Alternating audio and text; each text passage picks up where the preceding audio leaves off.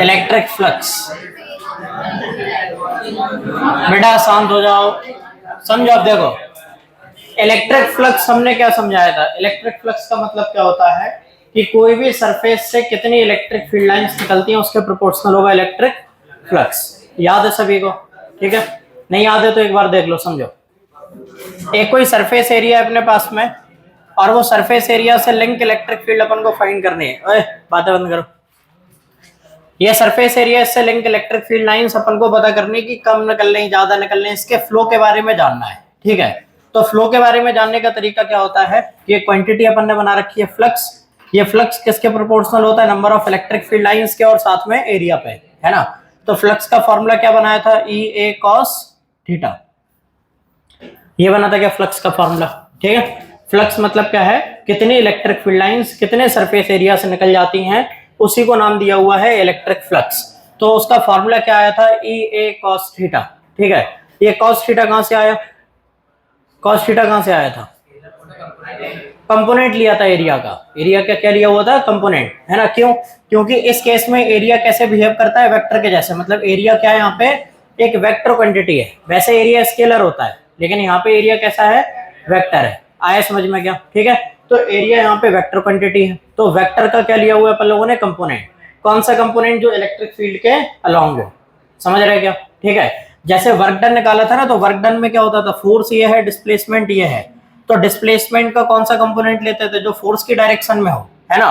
तो वहीं से वर्क का फॉर्मूला क्या बनता था? F S cos theta. तो वैसे सेम यहाँ पे कि इलेक्ट्रिक फील्ड इस वाली डायरेक्शन में है, एरिया वेक्टर इस वाली डायरेक्शन में है, तो एरिया वेक्टर का कौन सा कंपोनेंट लोगे? जो इलेक्ट्रिक फील्ड की डायरेक्शन में होगा, और वो कंपोनेंट क्या होता है? ए कॉस थीटा।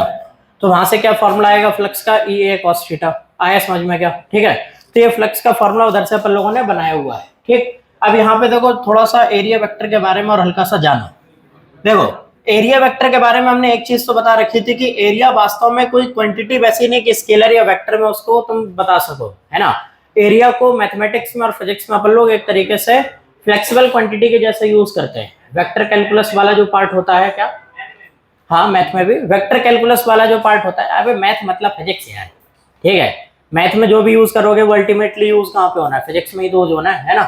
तो मैथ में या फिर फिजिक्स में जो वेक्टर कैलकुलस वाला पार्ट होता है उसमें एरिया वेक्टर जो है वो लिया जाता है। ठीक है, मतलब एरिया को एक वेक्टर बना देते हैं। क्यों बना देते हैं? क्योंकि कई जगह पे अलग अलग क्वांटिटीज का फ्लो जो होता है वो एरिया वेक्टर पे डिपेंड करता है। किस पे डिपेंड करता है? एरिया वेक्टर पे, मतलब केवल एरिया पर नहीं। आया समझ में क्या? जो कल एग्जाम्पल दिया था हवा का, है ना, कि एरिया की ओरिएंटेशन पे डिपेंड करेगा कि उस एरिया से कितनी एयर फ्लो करने वाली है। समझे क्या? अब एरिया जो है, यहाँ पे दो तीन तरीके के एरिया होते हैं। तुम लोगों ने पढ़े होंगे मैथमेटिक्स में, अलग अलग, है ना। एक तो प्लेन सरफेस होती है, एक कर्व सरफेस होती है, पढ़े है ना। अलग अलग शेप के एरिया निकालने जानते हो, कोन का एरिया निकालने जानते हो, सिलेंडर का एरिया निकाल लेते होगे, है ना। ये काम में आने वाले हैं, है ना। तो इन सभी के एरिया निकाल लेते हो सभी लोग, है ना। अब कर्व सरफेस भी होती है, प्लेन सरफेस भी होती है, साथ में एक चीज और होती है जिसको अपन लोग बोलते हैं टोटल सरफेस एरिया। क्या बोलते हैं उसको?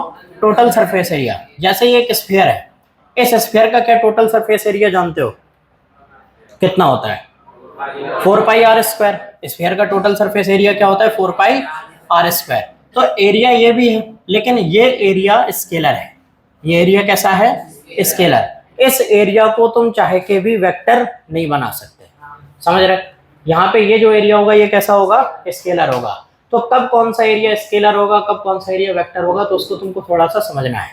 कोई भी एरिया अगर टोटल सरफेस का है, मतलब एक कोई बॉडी है, तुम्हें उस बॉडी का टोटल सरफेस एरिया निकालना है, तुमने उसका टोटल सरफेस एरिया निकाला, तो वो टोटल सरफेस एरिया कभी भी वेक्टर नहीं होता है। एरिया का एक छोटा सा पार्ट जिसके ऊपर बनाया गया नॉर्मल वेक्टर जब तक कांस्टेंट है, तब तक वो सरफेस तुम्हारा एरिया वेक्टर बना सकता है। इस चीज को समझो। जैसे मान लो हम एक सिलेंडर लें, ये एक सिलेंडर है, ये सिलेंडर में टोटल कितने एरिया है, कितनी सरफेसेस है? 3 सरफेस है ना। देखो, एक तो ये कर्व सरफेस है, ठीक है, एक ये सर्कुलर और एक ये सर्कुलर। टोटल सरफेस कितनी हो गई? 3, है ना। अगर तुमसे बोले इसका टोटल सरफेस एरिया निकालो, तो तुम्हें तीनों सरफेसेस का एरिया कैलकुलेट करके ऐड करना पड़ेगा, है ना। तो अगर इसका टोटल सरफेस एरिया निकालो, तो टोटल एरिया इसका स्केलर ही होगा। टोटल एरिया कैसा होगा इसका? स्केलर ही होगा। और वेक्टर तुम बना ही नहीं सकते, समझ रहे? लेकिन अगर इस एरिया के ऊपर ऐसा कोई सरफेस निकाल लो जिसके ऊपर तुम नॉर्मल को कांस्टेंट करा सको, तो वो सरफेस तुम्हारी फिर एरिया वेक्टर बना सकती है। क्या बना सकती है? वो एरिया वेक्टर बना सकती है। कैसे? देखो समझो, जैसे अगर मान लो ये सर्कुलर पार्ट को तुम बाहर निकालो, सर्कुलर पार्ट को, तो ये सर्कल के ऊपर इस जगह पे अगर नॉर्मल बनाओगे तो ये नॉर्मल आएगा ना, है ना। अब पूरी सरफेस के ऊपर तुम कहीं पे भी नॉर्मल बना दो, ये तुम्हारा कैसा होगा? सेम आएगा, है ना। तो इस पूरे एरिया को तुम कैसा बना सकते हो? इस पूरे एरिया को वेक्टर बना सकते हो, क्योंकि इस पे तुम कोई भी छोटा सा एरिया निकालो, वो छोटे से एरिया के ऊपर परपेंडिकुलर डायरेक्शन में एरो बनाओ, तो परपेंडिकुलर जो वेक्टर बनेगा वही तो तुम्हारा एन कैप था ना। कल बताओ, एरिया जब निकाला था L into B dot N cap करा था ना, एन कैप क्या था? नॉर्मल वेक्टर, क्योंकि एरिया तो स्केलर है। एरिया स्केलर को तुम्हें वेक्टर बनाना है तो क्या करना पड़ेगा? एक वेक्टर का मल्टीप्लाई करना पड़ेगा। वो वेक्टर कौन सा था? N cap. तो इस एरिया का तुमने परपेंडिकुलर वेक्टर बनाया, तो तुम चाहे इधर परपेंडिकुलर वेक्टर बना लो, चाहे इधर पे, दोनों कैसे बनेंगे? सेम। एन कैप पैरेलल बनेगा ना। इसका मतलब है कि ये पूरा एरिया जो है तुम्हारा, ये पूरा एरिया तुम्हारा एक वेक्टर बन सकता है। कितना एरिया होता है इसका? पाई आर स्क्वायर। बताओ, एरिया सर्किल का कितना होता है? पाई आर स्क्वायर होता है ना। तो वो पाई आर स्क्वायर के साथ में एन कैप मल्टीप्लाई करा दो, ये क्या बन जाएगा? एरिया वेक्टर बन जाएगा। समझिए क्या? ठीक है। सेम राइट साइड वाले एरिया के लिए भी बोल सकते हो। राइट साइड वाले एरिया के लिए देखो, यहाँ पे चाहे नॉर्मल बनाओ, चाहे इधर पे नॉर्मल बनाओ, नॉर्मल कैसा बनेगा? सेम बनेगा, है ना। कर्व सरफेस के लिए बोल सकते हैं क्या? नहीं। क्यों? क्योंकि अगर मान लो तुम यहाँ अगर नॉर्मल वेक्टर बनाओगे तो ये छोटे से पार्ट में ये नॉर्मल ऐसे बनेगा, है ना। इधर की तरफ बना दोगे तो नॉर्मल कहाँ बन जाएगा? नीचे। इसका मतलब ये कर्व सरफेस जो है तुम्हारी, ये इसका एरिया यूनिट वेक्टर नहीं बना पाएगा। समझ रहे क्या? मतलब ये एरिया तुम्हारा स्केलर होगा। कर्व सरफेस कैसा होगा? स्केलर होगा। और ये कैसे होंगे तुम्हारे? वेक्टर। लेकिन बनाना तो इनको भी वेक्टर पड़ेगा, क्योंकि फ्लक्स निकालोगे तो एरिया कैसे बिहेव करेगा? वेक्टर क्वांटिटी के जैसे। तो इसको कैसे वेक्टर बनाया जाए?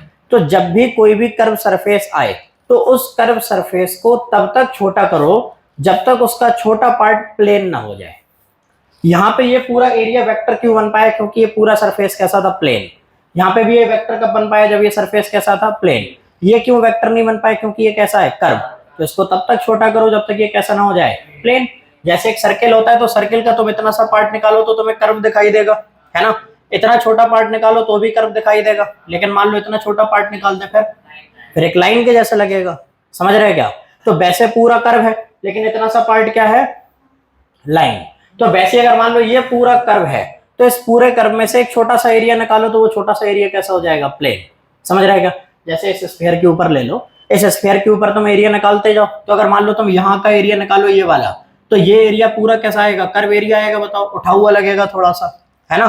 फिर तुम क्या करो? इसको और छोटा करा दो, फिर तुम इतना छोटा करा दो। हो सकता है थोड़ा सा उठा हुआ अभी भी लगे, लेकिन और छोटा एरिया निकाल दो, बिल्कुल इतना सा एरिया निकाल दो, अब ये थोड़ा सा कैसा हो जाएगा? प्लेन। जैसे अर्थ स्फेरिकल होती है, लेकिन जहां खड़े हो तो ये अर्थ कैसी दिखाई देती है तुमको? प्लेन। क्यों? क्योंकि तुम बहुत बड़े अर्थ के ऊपर एक बहुत छोटे से एरिया के ऊपर खड़े हो, है ना। इतनी बड़ी स्फीयर है और उस स्फीयर पे जितना तुम देख पाते हो वो एरिया कैसा होता है? बहुत ज्यादा छोटा, जिसकी वजह से वो कैसा दिखाई देता है? प्लेन। बस वही करना है। समझे क्या? तो अब ये कर्व सरफेस तुम्हारा पूरा एरिया वेक्टर नहीं बनाएगा। क्या करोगे? इसके छोटे छोटे एलिमेंट्स करोगे, डिफरेंशिएशन करोगे। क्या करोगे यहाँ पे? डिफरेंशिएशन। तो छोटे छोटे एरिया निकालो, उनमें से एक बहुत छोटा सा एरिया एलिमेंट निकालोगे। अब ये क्या कहलाएगा? तुम्हारा एरिया वेक्टर। समझे क्या? एक छोटा सा एरिया इधर निकालोगे, ये क्या कहलाएगा? Area vector. ये टेढ़ी नहीं है, ये बाहर की तरफ ऐसा, ठीक है। अगर मान लो नीचे की तरफ निकालो छोटा सा एरिया वेक्टर, तो नीचे की तरफ बनेगा, है ना। और फिर डिफरेंशिएशन जब कर लोगे तो इंटीग्रेशन करना तो आता है ना। बताओ, इंटीग्रेशन नहीं कर पाओगे? छोटे छोटे डीएस काट लिए, उसका इंटीग्रेशन कराओगे तो टोटल क्या मिलेगा तुमको? टोटल सरफेस एरिया मिल जाएगा। आया समझ में क्या? है ना। बस वही करना है। क्लियर है सभी को? तो टोटल सरफेस एरिया स्केलर है, लेकिन अगर तुम्हें उसको वेक्टर बनाना है तो तब तक छोटा करो जब तक वो कैसा ना हो जाए? प्लेन ना हो जाए। आया समझ में क्या? तो टोटल एरिया स्केलर होता है। एरिया का छोटा सा पार्ट वेक्टर बन सकता है, लेकिन वो भी तब जब वो कैसा हो? प्लेन। अगर कर्व होगा तो कर्व को तब तक छोटा करोगे जब तक वो कैसा ना हो जाए? प्लेन ना हो जाए। क्लियर है सभी को? आया समझ में क्या? ठीक है। आगे ये पूरा तुम्हारा काम में आने वाला है, पूरा पोर्शन जो भी अभी समझाया हुआ है। और थोड़े बहुत शेप के एरिया निकालने तो तुमको आते होंगे ना। ठीक है, अब आगे समझो। देखो, कल तुमने फ्लक्स का फॉर्मूला क्या पढ़ा हुआ है? फ्लक्स का formula phi is equal to पढ़ा हुआ है E vector dot A vector, या फिर इसी का एक फॉर्मूला पढ़ा हुआ है phi is equal to E A cos theta. ठीक है। अब थोड़ा इसको चेंज करना है। क्या चेंज करना है कि एरिया हर बार तुमको प्लेन मिले जरूरी नहीं। बताओ, अगर एक इर्रेगुलर शेप होगी बॉडी की तो उसका शेप कैसा होगा, इर्रेगुलर, और एरिया भी कैसे निकालोगे उसका, इर्रेगुलर शेप्स को जोड़ के निकालोगे, है ना।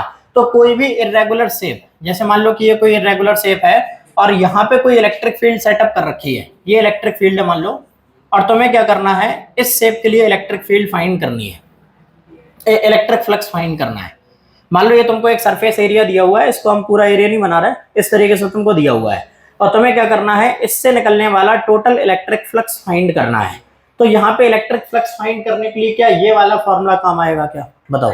मान लो हमने तुम्हें टोटल एरिया भी दे दिया, यहाँ पे क्या दे दिया, टोटल यहाँ पे एरिया दे दिया ए, तब भी क्या ये वाला फॉर्मूला काम में आएगा क्या, नहीं। क्यों नहीं काम में आएगा, क्योंकि यहाँ पे जो एरिया और इलेक्ट्रिक फील्ड के बीच का एंगल है वो कांस्टेंट नहीं है। बताओ कांस्टेंट है क्या, इस जगह पे एरिया और इलेक्ट्रिक फील्ड का एंगल अलग, यहाँ पे अलग बनेगा, यहाँ पे अलग बन रहा होगा, है ना। तो क्योंकि एंगल बदल रहा है तो इसका मतलब क्या करना पड़ेगा, यहाँ पे अपन को वही करना पड़ेगा, एरिया के छोटे छोटे एलिमेंट मानो, है ना। तो यहाँ पे क्या करोगे, एरिया के छोटे छोटे एलिमेंट मान दोगे। तो अब ये एरिया को छोटे छोटे पार्ट में डिवाइड कर लिया, तो मान लो यहाँ पे एक छोटा सा पार्ट निकाला, ये छोटा सा पार्ट जो है इसका सरफेस एरिया है ds। क्या सरफेस एरिया इसका, ds। ds रिप्रेजेंट नहीं करा रहे, किससे रिप्रेजेंट करा रहे, ds से, है ना, क्योंकि वो ज्यादातर किताबों में होता है तो उसी से करा ले रहे हैं, ठीक है। तो सरफेस एरिया का छोटा सा पार्ट निकाला, वो एरिया कितना आया, ds। अब ये ds के ऊपर देखो इलेक्ट्रिक फील्ड कौन सी डायरेक्शन में है, इस डायरेक्शन में है, ठीक है। और इसका अगर मान लो एन कैप बनाओ तो एन कैप कैसा होगा, सरफेस एरिया के परपेंडिकुलर, है ना। तो मान लो इसका एन कैप कुछ ऐसे बन गया, ये इसका एन कैप आ गया, ये क्या है इसकी इलेक्ट्रिक फील्ड, ये एंगल कितना बना बीच में, थीटा। तो क्या इतनी सी जगह का फ्लक्स निकाल सकते हो, बताओ, है ना। पूरे एरिया का नहीं निकाल पा रहे, कितने का निकाल दो, इतने का निकाल दो, है ना। तो छोटा सा एरिया लिया, वो छोटे से एरिया के लिए इलेक्ट्रिक फील्ड और बीच का एंगल निकाल लिया, इतनी सी जगह का फ्लक्स निकालोगे, कितना फ्लक्स आएगा, तो छोटा सा फ्लक्स आएगा। टोटल फ्लक्स फाई है तो छोटा सा फ्लक्स कितना होगा, डी फाई। तो D phi is equal to कितना हो जाएगा, D phi is equal to हो जाएगा, इलेक्ट्रिक फील्ड यहाँ पे कितनी है ई, एरिया कितना है ds, एंगल कितना है cos थीटा, इसका कराओगे अब इंटीग्रेशन तो क्या मिलेगा तुमको, टोटल फ्लक्स। तो यहाँ पे दोनों साइड इंटीग्रेशन करा दो तो फाई इज इक्वल टू कितना आएगा, ये आएगा integration e ds cos theta, ये आएगा फ्लक्स का फॉर्मूला। समझे क्या। अगर इतने छोटे से एरिया का तुमने निकाल लिया तो छोटे से एरिया का फ्लक्स कितना आया, e ds cos theta, integration कर दोगे तो यहां से लेके यहां तक पूरा इंटीग्रेट हो जाएगा, समझे क्या। तो यहाँ पे टोटल फ्लक्स आ जाएगा, बस वही तो कर दिया, समझे क्या, ये वाली चीज है ना। इंटीग्रेशन कर रहे हो, डिफरेंशिएशन कर लिया था, इंटीग्रेशन बाद में कर दिया, ठीक है। तुम्हारे यहाँ क्या ऐसे ऐसे होती हैं, तुम्हें क्या कंफ्यूजन आ रही है बताओ, जय, हाँ बोल क्या लिमिट क्या रखेंगे, वो शेप पे डिपेंड करेगा। अभी तो रेगुलर शेप लिया हुआ है ना, समझ रहे, शेप बदलेगी। मान लो तुम्हें सिलेंडर देंगे तो सिलेंडर की लिमिट रख दोगे, क्यूबॉइड देंगे क्यूबॉइड की रख दोगे, जो भी एरिया जैसा शेप होगा उसके हिसाब से। तुम्हें इतनी इरेगुलर शेप का थोड़ी ना देंगे, समझ रहे। जैसे शेप कौन सी है बताओ, नाम बताओ यार, नहीं पता ना, तो इतना इस शेप का तुम्हें थोड़ी ना देंगे।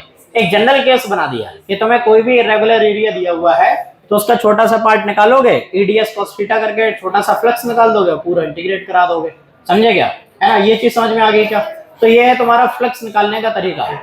अगर एरिया वेक्टर और तुम्हारा जो इलेक्ट्रिक फील्ड है वो दोनों एक लाइन पे होंगे तब कितना फ्लक्स होगा, cos थीटा कितना हो जाएगा 1, है ना। अगर ये इलेक्ट्रिक फील्ड है और इसी डायरेक्शन में एरिया वेक्टर भी है, एन कैप भी इसी डायरेक्शन में है, तो flux phi is equal to कितना हो जाएगा, फ्लक्स तो पूरा आएगा ना, फ्लक्स इज इक्वल टू आएगा E इंटू ds, है ना। ये छोटा सा फ्लक्स है अगर मान लो तो D phi is equal to कितना आएगा E ds। ये चीज समझे क्या, है ना। तो ये चीज पहचान लोगे, सिंपल सा है, ठीक। अब लेकिन देखो दिक्कत क्या है, दिक्कत ये है कि क्वेश्चन में तुमसे बोलेंगे एन मतलब a surface which is normal to electric field, क्या बोलेंगे, a surface which is normal to electric field, कितना एंगल होगा, बस इधर यही गलती नहीं करनी है। Surface normal to electric field का मतलब क्या है, थीटा कितना होगा 0। तुम्हें क्वेश्चन में नॉर्मल बोलेंगे तो नॉर्मल का मतलब तुमने मैथ में क्या पढ़ा रखा है, 90 डिग्री, है ना।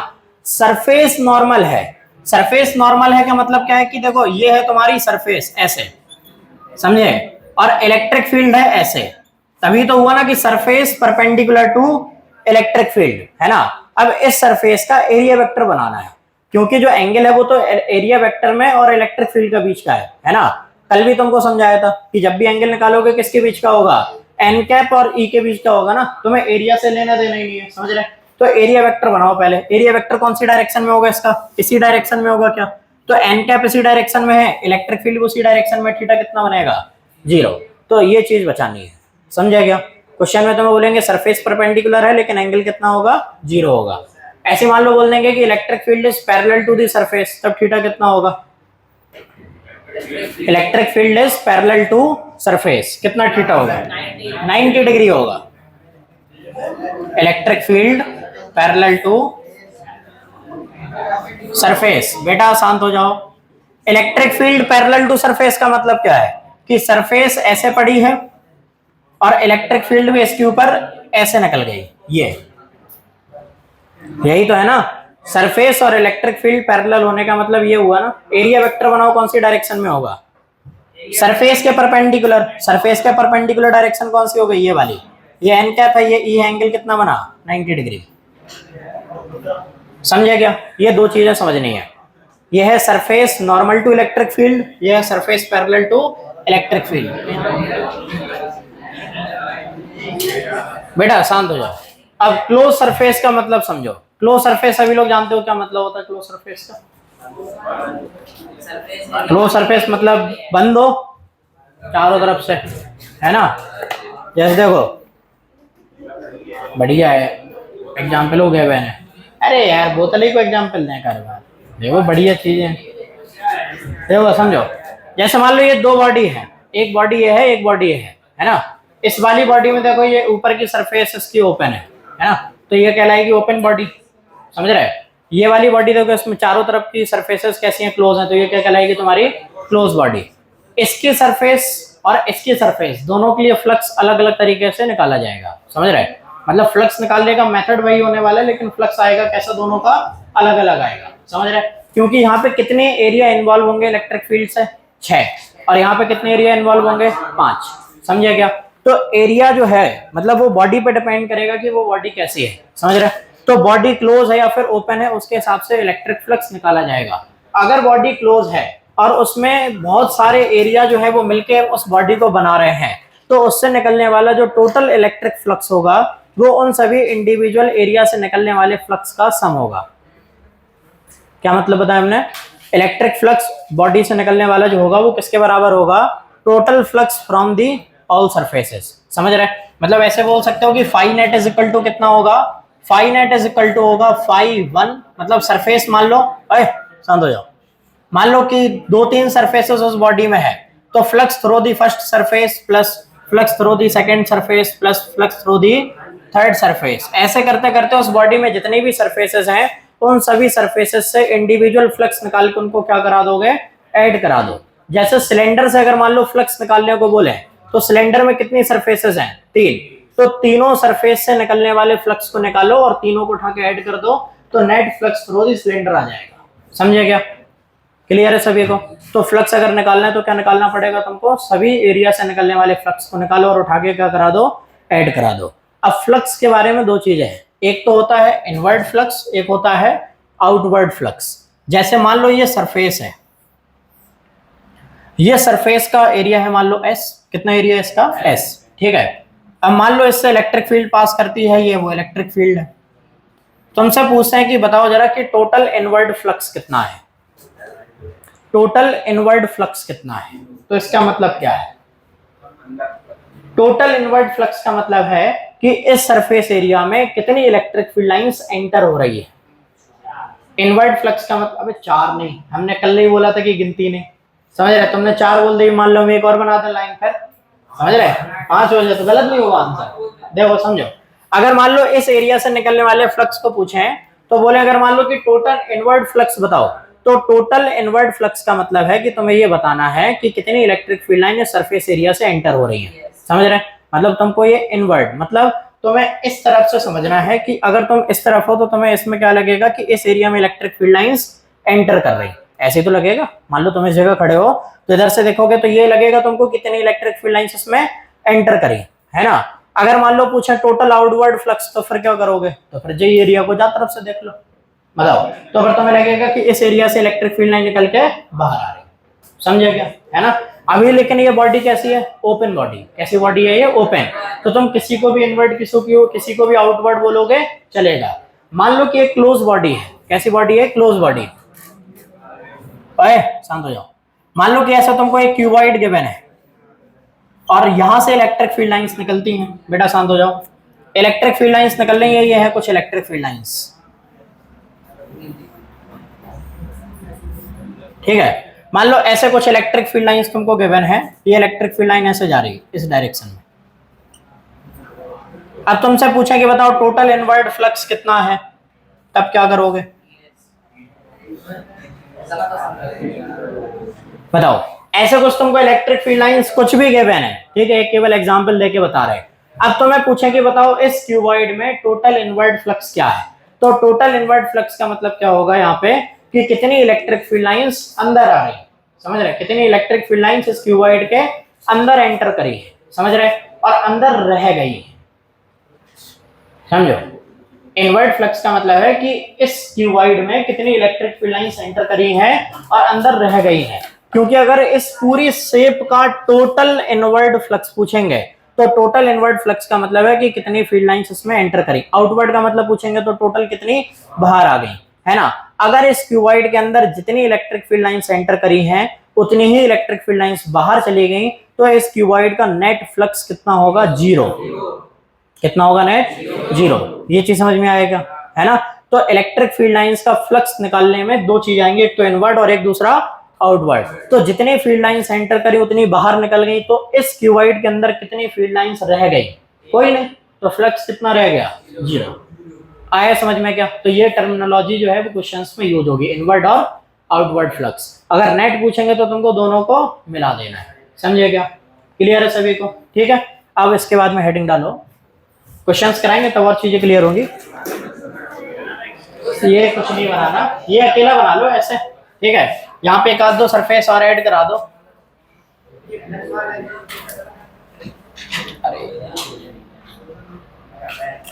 देन देखो डायग्राम नहीं बनाओ, काय टाइम बर्बाद करो। चलो जब क्वेश्चंस आए तो खुद ही समझ जाओ। ये बना लिया था इधर पूरा,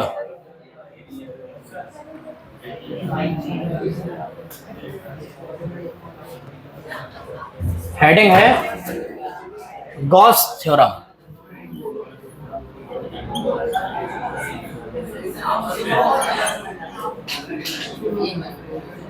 और ये टॉपिक तो कर लियो इंपॉर्टेंट मार्क। देखो समझो, इलेक्ट्रिक फ्लक्स वाले टॉपिक से क्वेश्चन बनते हैं लेकिन वो गॉस थ्योरम मिला के बनते हैं, मतलब ऐसे सिंपल सिंपल से टाइप के नहीं पूछे जाए, गॉस थ्योरम मिला के पूछे जाएंगे। देखो समझो, गॉस नाम के एक मैथमेटिशियन थे। देखो समझो, शांत हो जाओ। अच्छा एक चीज बताओ, अभी तुमने इतना चैप्टर पूरा पढ़ लिया, इस पूरे चैप्टर में कहाँ अटके हो, मतलब एज अ फिजिक्स स्टूडेंट बात कर रहे हैं, तुम तो पूरे चैप्टर भर अटके हैं, हमें पता है, ठीक है। हम पूछ रहे हैं कि मतलब पूरे चैप्टर में फिजिक्स कहाँ पे अटकी है, इंटीग्रेशन पे, है ना। जो वेक्टर का इंटीग्रेशन जो तुम नहीं कर पा रहे थे ना, बोले लाइन चार्ज की वजह से इलेक्ट्रिक फील्ड नहीं आ रही, सरफेस की वजह से नहीं आ रही, वॉल्यूम की वजह से नहीं आ रही, है ना। फिजिक्स तो ही अटकी ना, बाकी तो फिजिक्स चलता रहेगी ना। तुम तो हमें पता है कि तुम तो इलेक्ट्रिक फील्ड के फॉर्मूले पे अटक गए, बाकी बाद आगे नहीं बढ़े, है ना। हाँ, तो उस जगह पे इलेक्ट्रिक फील्ड नहीं निकाल पाए। तो उस जगह पे इलेक्ट्रिक फील्ड निकालने का जो रीजन है वो क्या था तुम्हारा, कि तुम उसमें वेक्टर को इंटीग्रेट नहीं कर पा रहे थे। तो अपन लोगों ने क्या करा है कि इलेक्ट्रिक फ्लक्स नाम की क्वांटिटी बनाई है। ये तुमको किसके बारे में इंफॉर्मेशन देती है, क्या इलेक्ट्रिक फील्ड के बारे में इंफॉर्मेशन दे रही है, बताओ। Flux is equal to E into A है। इसका मतलब क्या है कि अगर तुम चाहे तो इलेक्ट्रिक फील्ड निकाल सकते हो, फाई इज इक्वल टू है ई इंटू ए, तो ई इज इक्वल टू कितना हो जाएगा, phi upon A. Electric flux per unit area ही तो इलेक्ट्रिक फील्ड है ना, बताओ। और तुम्हें उस क्वेश्चन में, मतलब उस टॉपिक में क्या दिक्कत आ रही थी, तुम वेक्टर के वजह से इंटीग्रेशन नहीं कर पा रहे थे, है ना। अब तुमने क्या करा, एक फ्लक्स नाम की क्वांटिटी बना ली जो खुद स्केलर है। बताओ अगर फ्लक्स तुम्हारा, अभी पगलिया होगा हाँ, फ्लक्स अगर मान लो सर का सही में भेज दें सुपर, बताओ, है नहीं। हाँ देखो समझो, तो जाने का वो आंखें एकदम ऐसे ऐसे ऐसे ऐसे, हाँ हम बड़बड़ा के एकदम से हमने कि जय कहां से एकदम से आत्मा आत्मा चढ़े आएंगे। हाँ क्या हो गया एकदम से, यथार्थ, हम पढ़ा रहे एकदम से, हमने बाकी तरफ देखो, बाकी आंखें ऐसे ऐसे ऐसे ऐसे। हाँ, हमने कहा लो, हमने कहा आज सीन हो गया, बालाजी का दरबार बुलाओ, हल के नहीं तुरंत तो भूत निकले।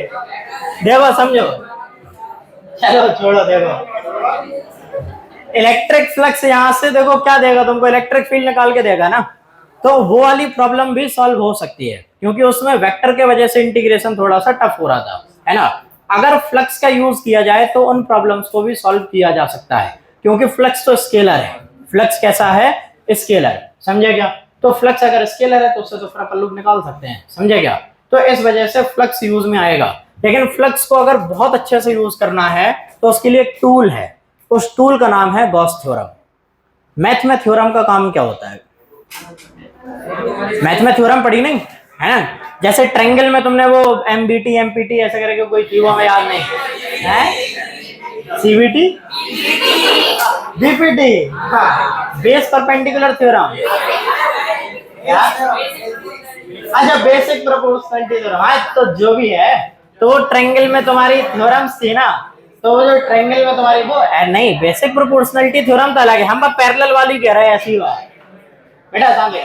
ये ट्रायंगल में मिड पॉइंट थ्योरम, एमपीटी तो हुआ, हाँ सही तो बोल रहे थे हम, हैं तुम लोग को कम आता है, मैंने भी 10th पढ़ी है। देखो समझो, ये बेटा शांत हो जाओ, ये थ्योरम तुमने पढ़ी थी मैथ में, तो ये क्या करते थे?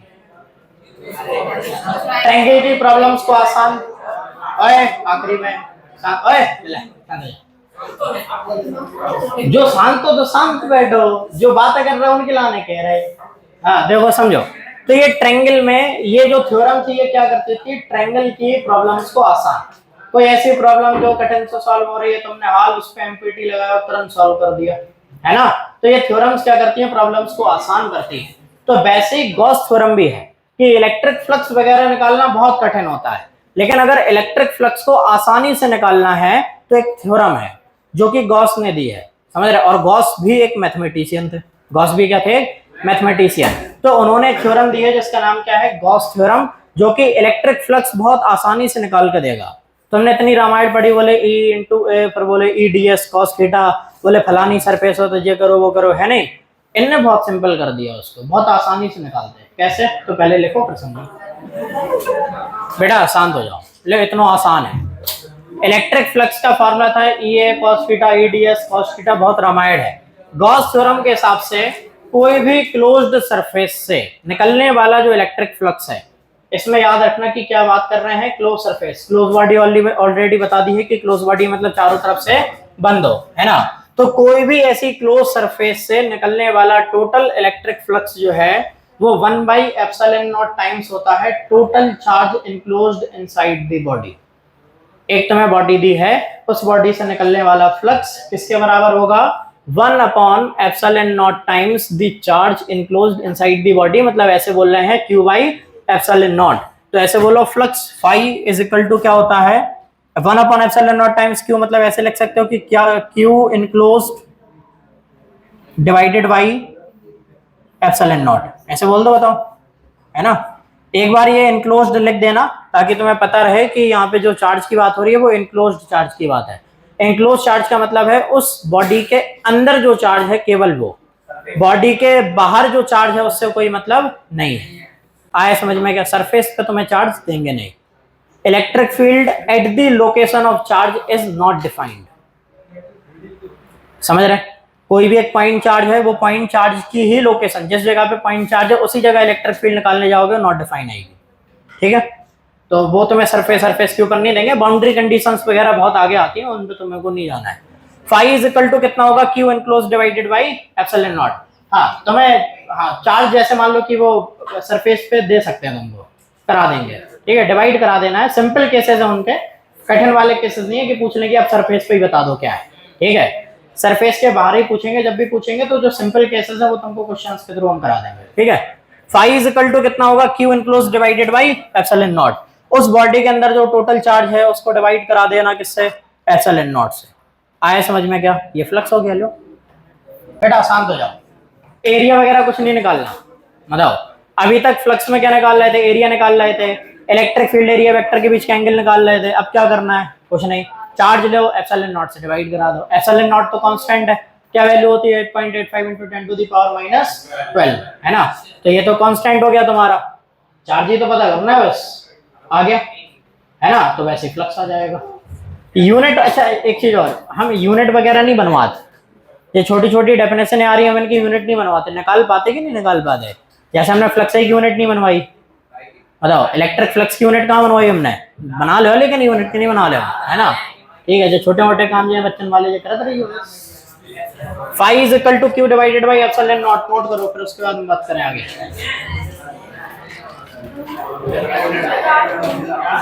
नोट कर लो, टाइम बोलो।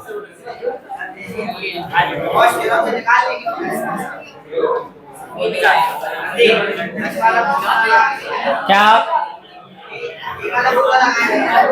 बेटा शांत हो जाओ, ये दोनों फार्मूले लगते हैं, गॉस थ्योरम का भी फार्मूला यूज होगा और फ्लक्स का फार्मूला भी यूज होगा, ई डी एस कॉस थीटा, ऐसा थोड़ी ना कि यूज नहीं होगा, समझ रहे, प्रॉब्लम आसान करेगा, अभी बताएंगे कैसे प्रॉब्लम आसान होती है। चलो अच्छा 2-4 मिनट का टाइम है, तो अभी एक काम करो, इधर पे ही समझ लो थोड़ा सा, ये क्यू इनक्लोज्ड का मतलब क्या है, बेटा शांत हो जाओ।